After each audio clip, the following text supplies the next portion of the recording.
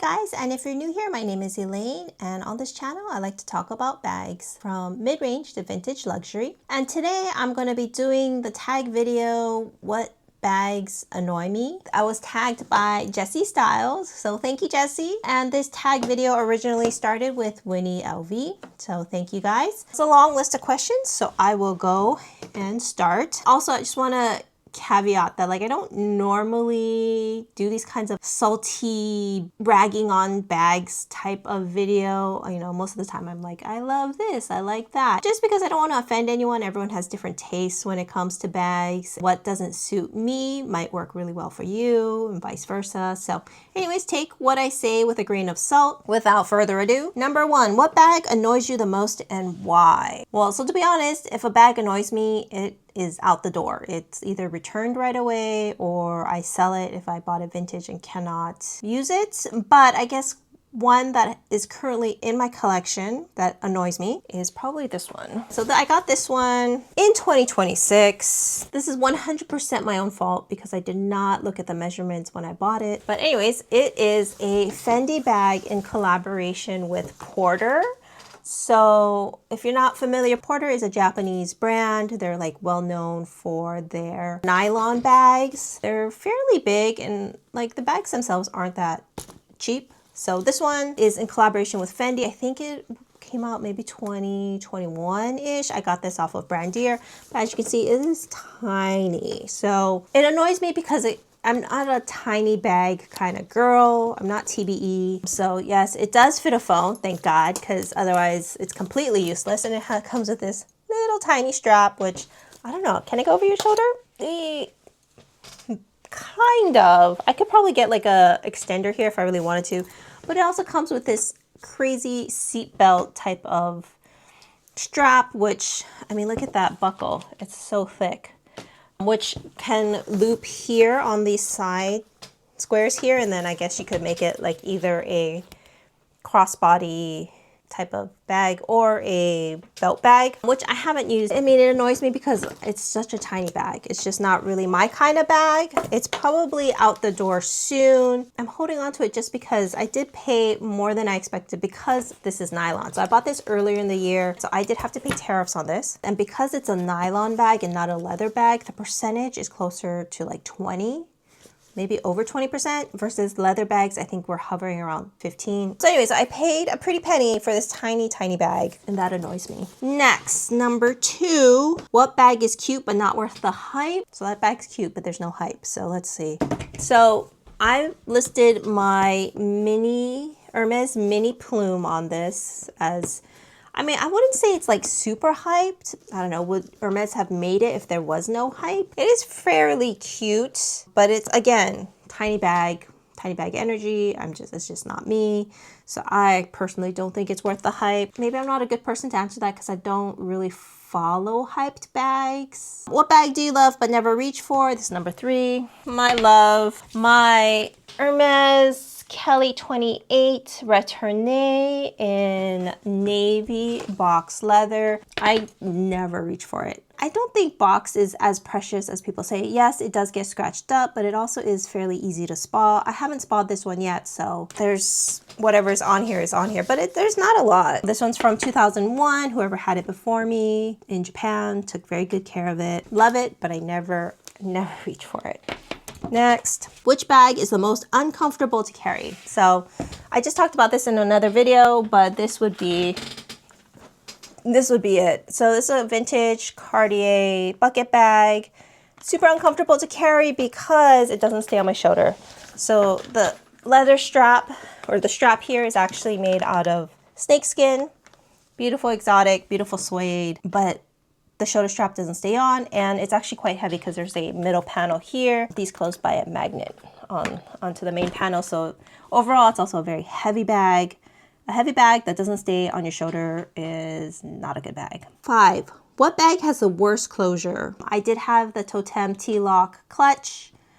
I did not like that closure. It was one of the most finicky closures. You had to get that little tiny T over this little hole and then you could close it. So, if you're in a rush, you're not going to be able to close it. So I never closed it. I just always had it open, which then kind of defeats the look of it. It doesn't look as cute because you just have these like flaps open. Second worst for a bag that I still have right now, probably my her bag. So I know Jessie talked about this too on Jessie Styles and her video, but yeah, the closure on this, you know, is super finicky. Most of the time that I use this bag, I honestly just leave it open. It's just easier. Just leave it open. Oh, I have an organizer right there. Oh yeah, that's right. I did buy an organizer for that. And then there is sort of like a little nub at the bottom that kind of holds that leather closure in place. So it's fairly secure. In that case, that's why I wouldn't say automatically the her bag's the worst. If it was, it would not be in my collection anymore. But yeah, the Totem T-Lock for me, not fun. Anyways, what bag scratches stains too easily? So I mean, box is not great for scratches, but I would say the worst in my experience is the Row Margot in saddle leather. So the smooth saddle leather scratches very easily, also stains fairly easily, does not come out when you try to clean it. And especially I would say like the Margot 15 size, because it's so big and yet it doesn't fit over your shoulder. So you're just kind of like swinging it around, or like it's on the crook of your arm and you're bumping things. It's a very fragile leather. If you like the look of the patina, sure, you know, but if you don't, I would stay away. I would go with the rose pebbled leather version. What bag feels overpriced for what it is? Anything from Hermes, Chanel, the Chanel flap, definitely overpriced for what it is. At least Hermes is handmade, hand stitched, so, you know, you can somewhat justify it, but Chanel bags are mass produced in a factory. I'm sure they're trying to limit it now, but it's a little too late. Like back in the day, they were just, you know, rolling them off the presses. So hot off the press, rolling them off the assembly line. There's no reason for a Chanel flat bag to cost 10,000 USD. You know what I mean? What bag has bad straps or falls off your shoulder? Oh yeah, so that was the Cartier. Terrible strap. What bag has the most annoying interior? I mean, I don't love interiors that are lined with polyester. Oh, you know what's actually here? I almost own this bag and I definitely tried it out in store. So the Bottega Veneta dust bag. I think that is an annoying interior because you have a fairly nice exterior of the intrecciato weave, but inside is like a super cheap nylon material. The type that was used for 80s and 90s track jackets. I know over time that nylon interior is just going to disintegrate. Honestly, if they had just made it cotton canvas, I would have bought that bag. Now they actually have another bag, which I also really like the look of. It harkens to the dust bag. It has the same sort of exterior, except it has a flap now. But again, the interior is nylon. And that one's $3,500 for a nylon interior. What bag do you regret buying? Oh, so many bags. I mean, part of it is because I do buy a lot of bags that are not returnable. What bag do I regret buying? I mean, this Fendi, I regret buying. Yeah, I can say that because I definitely regret it. I mean, I never use it because it's too small because it was my own fault though, because I didn't look at the measurements. But I think for any other bag that I'm actually very interested in, even if it doesn't work out, I don't regret it per se because it's a learning lesson. What bag do you keep just because it's popular? Probably this one. Probably the Kelly. I mean, if I sold this Retourné box Kelly, I don't think I could get it back. One, I wouldn't be able to afford it, but two, box Kellys in the Retourné style are very hard to find. I keep this around. I've been so tempted to sell it so many times because I never use it, but I keep it because it's a Kelly. What bag do people love that you don't get? Honestly, anything in Monogram canvas. Don't shoot me. Yeah, I mean, I had Damier Zur canvas, but in general, LV canvas, even Celine canvas, not a fan. I mean, canvas sure is good for like its purposes, but it's not particularly a luxury material. Even Goyard. So this is what I mean. I'm just not a Monogram person, much less a Monogram canvas person. I get it. It's durable. It's sort of like when I think of Epsom and Valextra's version of Epsom leather, where people don't like it because it's a coated leather. So there's coated canvas and there's coated leather. But I mean, coated leather still I think is a little bit more luxurious than a coated canvas. What bag gives you high maintenance energy? This one.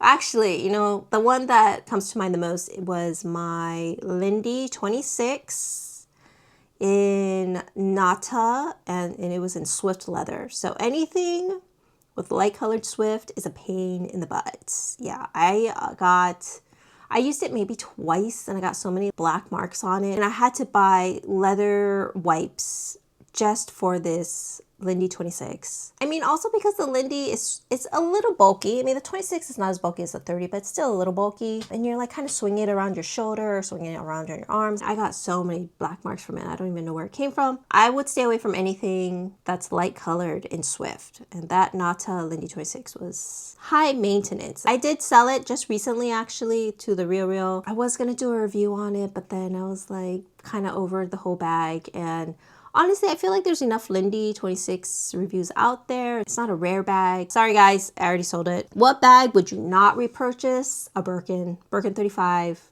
even Birkin 30. Definitely not a Birkin 35. Too heavy, uncomfortable to carry. I mean, I'm not a top handle only type of gal. Most of my bags, I have to have a shoulder strap. What bag pisses me off the most? I'm not a very angry person. Not a lot of things piss me off. Well, okay, so what popped into my mind just now was the Kelly wallet to go that I unboxed in one of my videos, and I really wanted to love it. Oh, the color was so beautiful. But for $7,000, more than, I mean, I think with tax it was like 72, 73. 76, it was up there. Pisses me off because it couldn't even fit a lip balm. Like it literally could fit maybe a card case, or you just put your cards in there and your phone. And that's it for $7,000. I was like, are you kidding me? I mean, it's beautiful. I really wanted to love it, but it was too impractical and the price was just too much for what you get. So yes, I will say that bag kind of pissed me off as much as pissed off I could get about a bag. But yes, and that's it. That was what, 15 questions? If you made it all the way through, thank you guys so much for watching. Thanks again to Jessie for tagging me and for Winnie LV for making this video. And I hope to see you in the next one. Bye.